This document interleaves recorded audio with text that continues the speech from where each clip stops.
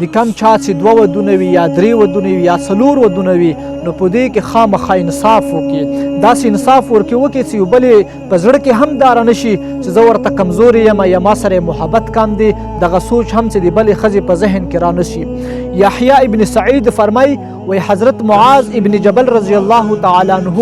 2 بیبیانې وې، کله چې د یوې بیبي نمبر و د بلې بیبي د کور اوبو باندې اودس هم نه کولو، دومره زیات انصاف او احتیاط یې کولو.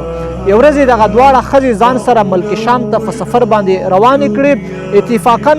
دغه دواړه بیمارې شولې او دغه دواړه بیا په دغه سفر کې وفات شولې. کله چې وفات شوي نو په دغه وخت کې خلک مشغوله ول، نو فقط یو قبر یې ورته وکنستلو، په هغه قبر کې دواړه دفن کړي، خو په ده کې هم د انصاف کړی دی، په وخت خښولو کې په دغه دواړو کې قرعه واچوله چې آیا اول کمه قبر ته کوزه کمه، قرعې نه بعد د چا قرعه راووتله هغه بیا په قبر کې دفن کړله. نو تا نه به هم په ورځ قیامت پوښتنه کیږي که چیرته ته صاحب د 2 بیبیانو یا د 3 یا د 4 دوی په مابین کې پوره انصاف وکړه، کنې بیا به ورځ د قیامت وي د تا به ګریوان وي او د ښځو به لاسونه وي، بیا به د الله دربار لګېدلی وي، بیا به هیڅ جواب در سره نه وي. جل جلاله